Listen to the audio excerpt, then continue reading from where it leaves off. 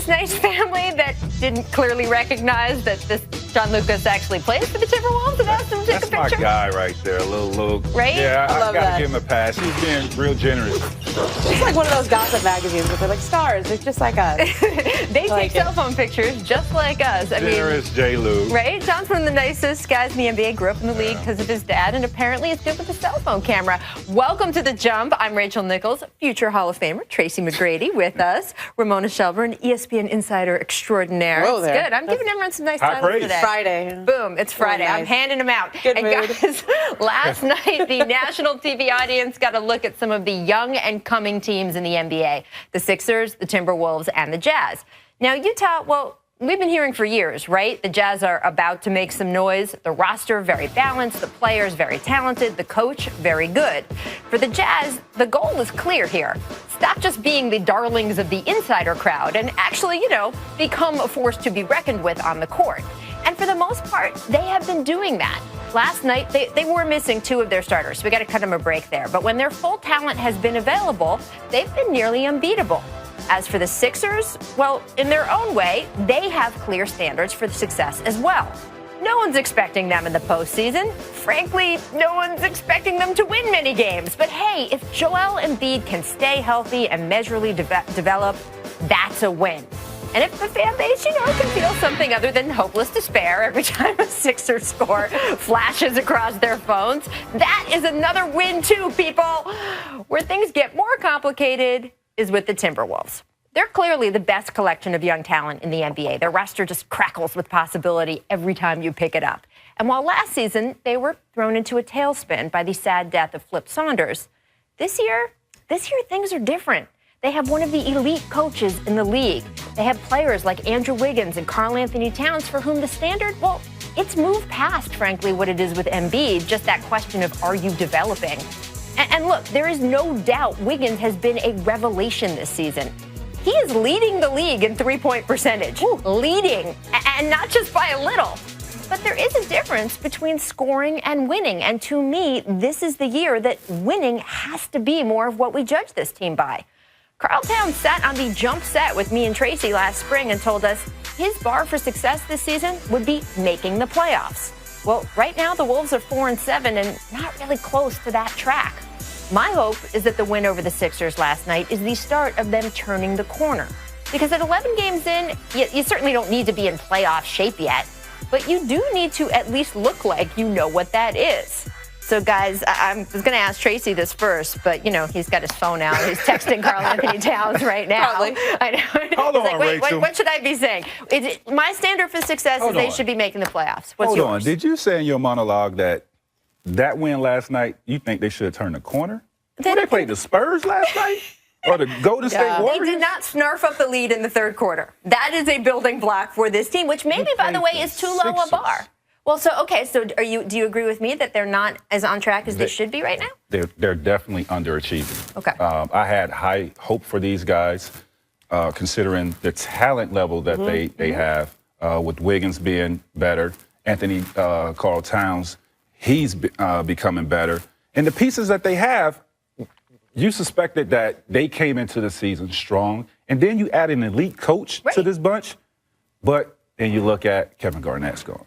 No leadership. It's a bunch of young talent, but no real leadership. Well, you're also learning, though, how to play in the system that Tom Thibodeau is installing there, and that's another leap forward. But if I would have told you at the beginning of the season that the Lakers would be 7-5 and the Timberwolves would be 4-7, right, wouldn't you have said, no, don't you have that reversed? Yes. Yeah. Like the Timberwolves, the Lakers are right now where you thought the Timberwolves would be, and vice versa. I think it's too soon to say anything about that team right there. But when I saw Karl Towns play yesterday, you knew he was coming. You knew he was good. Man. But I was texting with GM, scouts, everybody yesterday. He is right. He's a ride. Yeah, when he went over through Embiid and then over that, that was amazing. Yeah, I didn't know he had that above the rim. Listen, it's 11 games into the season. I mean, these guys still have a lot of time to turn it around. They're a young bunch. Absolutely, but there is a devil's advocate here, too, that winning is a cultural thing, right? And that you have to start having that culture of winning, just like, you've improved. Isn't this great? Well, they started with adding Tibbs to this collection of talent. Right. So hopefully, these guys learn The from this. defense should be a little better. The third quarter stuff should be to get a little bit better. I would like to see Karl Anthony Towns be a little bit more aggressive now that he has all these tools, how to use them. Towns and Embiid, of course, went head-to-head last night. And it's always fashionable, right? We were all on Anthony Davis, and then everyone switched to Karl Anthony Towns last year, and then now everyone's all excited by Joel Embiid. Who do you think has the stronger upside long-term? This is tough. Both of these guys are phenomenal talents. Embiid, with his footwork, reminds me a little bit. I know where you're going. Are you going to say the Dream? Of Dream. Oh, with his footwork. With his footwork. You don't see guys in our league today doing stuff like this. That is so. I love that side to side. So you can show that again. That's just so much fun. It's hard to say. Both of their ceilings are extremely high. Right. They're both talented guys. I will have to pick, close my eyes and just pick one. So do it. Pick one. I have to touch him. I mean, he's All right, well, I will pick one. I'll say Karl Towns. Okay. Because I think Karl's got a more well-rounded game. Plus, he doesn't. Okay, I'm going to knock on wood as I say this. Okay, it's glass, so is that enough? He doesn't have an injury history. Yeah. He's not on a minutes restriction. I mean, look at him shoot. He's got a three-point game. He's a 5, but he's a stretch 5. He's got an above the rim game. He is so skilled. And, he is. And just maturity-wise, you've had him on the show. You've talked to him. He is. I remember talking to him crazy. Talking to him last year, and we did this interview where the mics weren't working, the camera wasn't working. He was sitting there waiting around 20 minutes, and we're all trying to stall, right? And he was telling me kind of what his summer was like. And I remember him saying, he goes, "Yeah, I really like being out in Los Angeles. I would actually just go out and walk around." I'm like, "What do you mean walk around?" He was like, "Yeah, I just walk down Melrose." And I'm like, "Just by yourself?" And he was like, "Yeah, I'm fine with it." And I've never heard a kid that young go around Los Angeles, just being curious about the world, curious about his place, and not needing a ton of people around him to validate him and kiss up to him. I do think you're right, though, about a veteran, because Rubio obviously is a more veteran presence on the floor. I don't know if in the locker room he's the one to teach you about the culture of winning, just because he's been in that franchise where they haven't had that. You kind of wonder if that makes a difference. I just got can we show it again? Can we, Danny? Producer Danny is telling me we can show it again. Can we show it again? Yes, we can show it. Come on, show them side by side. Look at that. That's so good. That's so good. Please show the other one. Thank you, Producer Danny. Boom. Oh, that's so good. There I think he studied Hakeem. I love it. I love that. I think I could just watch that on a loop. I do want to move on to Chandler Parsons, though, because, look, the story has gotten so good today, even. We know Parsons signed the $94 million deal with Memphis in July. Still plenty of hard feelings for Mavs fans. Memphis plays at Dallas tonight, and Parsons had this to say, quote, "So when it comes to Dallas, you're going to get mad at me because Dirk decided to take less money to bring in a real good player." What? No, really good player. And then, unfortunately, he gets hurt. That's why you're mad? Sure. Boo me. Look, this is just the latest in what's been quite a saga. If you have not read the amazing ESPN.com article that Tim McMahon put out this morning, you really need to go to the website. The story details all of the carousing that Chandler and Mark Cuban used to do together, how things went wrong. I mean, Ramona, is this really about where the lines should be between a player and an owner? Because it seems like it's caused incredible hard feelings. Yeah, I thought that was a great article that Tim had, because one of the issues that he got into was simply when Chandler was he was so close to Mark Cuban that in a lot of ways the people around Mark Cuban resented it, right? Dirk Nowitzki, Rick Carlisle, Donnie Nelson. These are other guys who run the franchise. Again, because of a lot of drinking. No, I'm sorry. Go read the story. Yeah. It was Chandler like Parsons is a clubs smart man. Right? He knew who to go hang out with, And he right? flat out said, "Mark Cuban is my guy. He's an owner who's believed and supported me, and that's why we were so close." Bought me a lot of alcohol. Just the amount that they were strategizing about how the Mavs should be built is inherently threatening to everybody else. Not to mention he got hurt 2 years in a row. So if you're going to give $94 million to a guy with that injury history, you better be really sure that that's the one you want to build your franchise around. Yeah, I think he needs to go back and give Dirk Nowitzki his money. Just a little check. He needs to write him a check, give the whole organization back their money. Dirk's the one who said yes. Nobody's twisting Dirk's arm. Dirk doesn't even have an agent. Correct. Dirk is just a guy who is honest, takes things as they come. Yeah, but I mean, loyal. Give $94 million to somebody that's proved their worth, prior to coming to your organization, not based off of a friendship. He So you got think- $94 million off of a friendship, not because. Well, nobody why do you twisted think? Memphis' I arm. was going to say, And they- why do you think Memphis gave him that money, though? who else they were going to give it to? This guy. This is the one guy in history. You could have gone back. No, I'm sure. Portland was gonna offer him a is max, guy too. that I thought our league was like, what have you done for me lately? Like, what have you ever done for me? Like, To get 2 max deals. one of the best parts of Tim's story Hats off to was him, though. Right. I ain't mad at him. You're Look. hating, but also admiring right there. I know you well enough to know this now. like one of the best parts of Tim's story was where he talked about when it became clear that the Mavs just wanted Chandler to accept the 1 year, Right. $16 million that he had left on his deal, like not opt out of his player option. Mark Cuban apparently stopped returning his text messages and Just calls. like someone else we know. Who? DeAndre Jordan. There we go. Just a little DeAndre Parsons Jordan got move there. paid. There we go. All right, before we go to break, I do want to take a minute Don't hate, to Tracy. welcome. I never this is hate. nice. This is a nice story. We want to welcome back the Pelicans' Drew Holiday, right? This is lovely. He's returning to the court tonight. If you haven't been following this story, it's been a roller coaster. Drew is married to Lauren Holiday. Yes, that's the same Lauren Holiday who won 2 gold medals and a World Cup title as a member of the U.S. women's soccer team. But this past year, Lauren, who was pregnant with the couple's first child, was diagnosed with a brain tumor. In the months since, the family has seen the baby safely delivered. The tumor in Lauren's brain has been removed. And now Drew feels she's strong enough he can now return to the court. We've talked about the Pelicans' problems a lot on this show, and they are still real.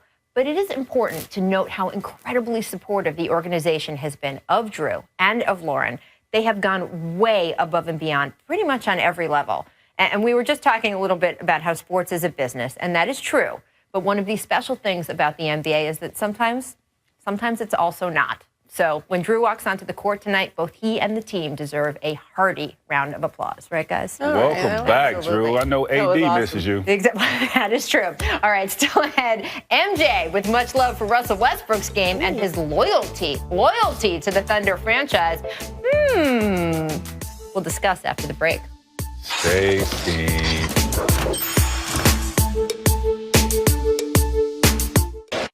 I think another thing that you guys should be proud about is the sense of loyalty that this kid has shown to the state of Oklahoma. I'm not here to try to bash anyone that's not here. Everybody has a choice. I'm not saying that you don't have a choice. Everybody has a choice. And when I saw that he chose to stay here in Oklahoma, I was so proud, and as Clay know and as Russ know, I texted him to show a sense of respect. Okay, first of all, Stay steaming. A little Drake in here. Michael's a little sweaty there. I thought we Yeah. had like a crying Jordan moment. I was like, whoa, what's happening? It's hard got to on a look at plane him and flew now. all the way out there. With You that, well, have to give him he's credit. Russell is Michael's Brand Jordan guy, right? It's a big absolutely. deal. Welcome back. That was a portion of Michael Jordan's induction speech for Russell Westbrook into the Oklahoma Hall of Fame. And look, you heard him say loyalty. There was a not very subtle dig at Kevin Durant there. Tracy, loyalty is such a loaded word in sports, right? It's wielded by owners. What do you think of what Michael said? I like that he said that because it is true. Okay. I even was excited that Russ signed back with OKC, being that he was one of the first guys to play for this franchise here in Oklahoma. And I think this will just add to his legacy that he's steady writing.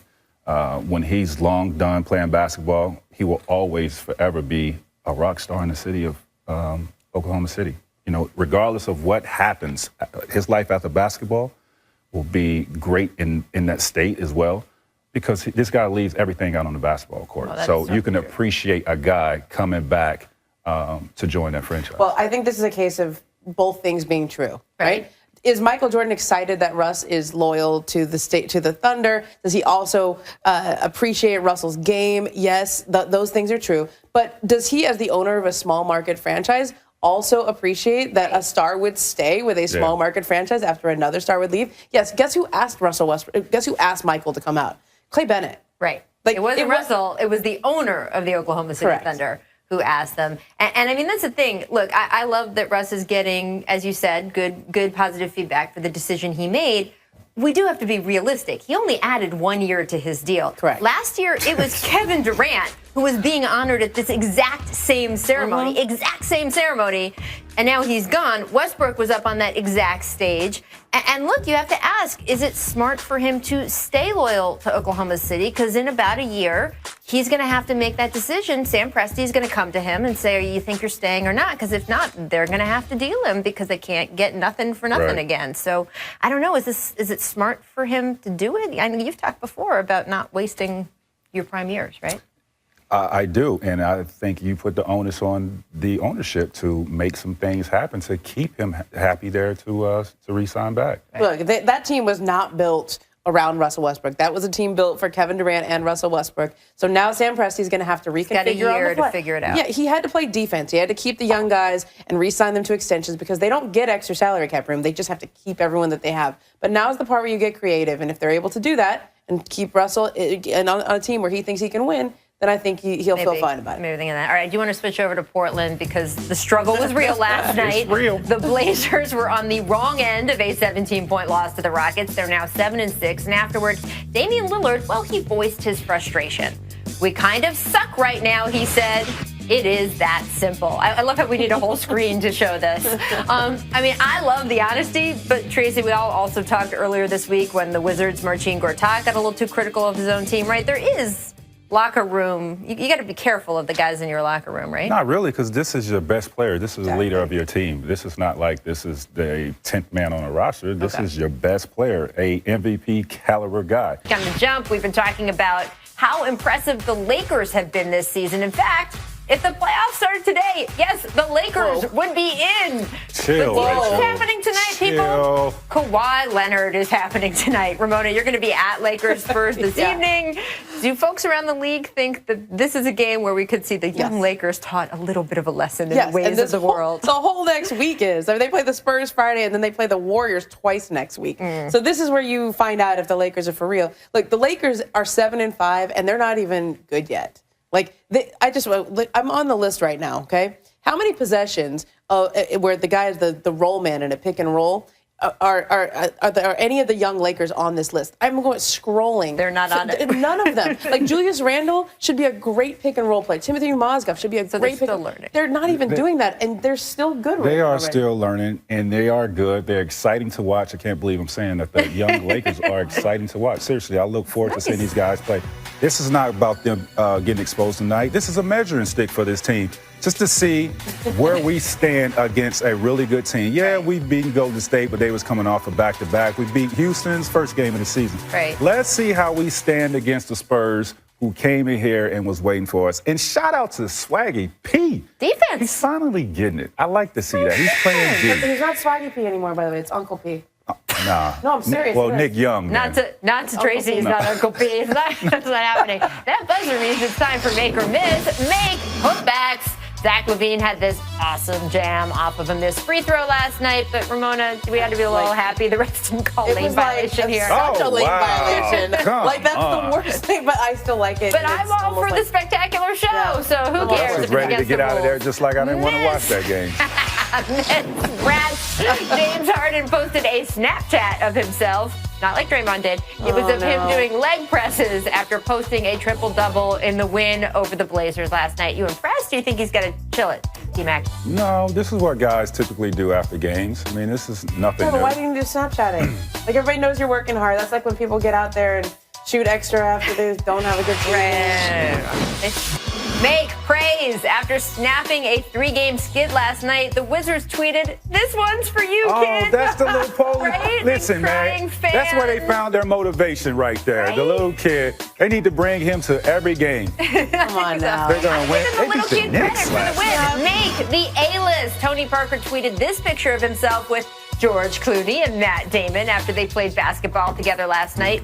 Oh, look at this old Clooney fan footage. Good. What are you doing That was to me? a nice- We that got was a George nice Clooney dirt. and The Rock in one segment. How am I even speaking English The right now? Rock does it for you? I like That that. little with the 2x4 and walking tall. Oh. He went between the I know legs so with no much more dribble. than I needed to know now. I like the Clooney Go, dribble Clune. thing, right? Go, Clune. He didn't even dribble. That was like a she's handoff. right? I got with the me thing? a ball today. Yeah. Oh, now let's see how Tracy does. Oh, I can't get my arms up. Damn. Ooh, with the high one. You shouldn't wear those.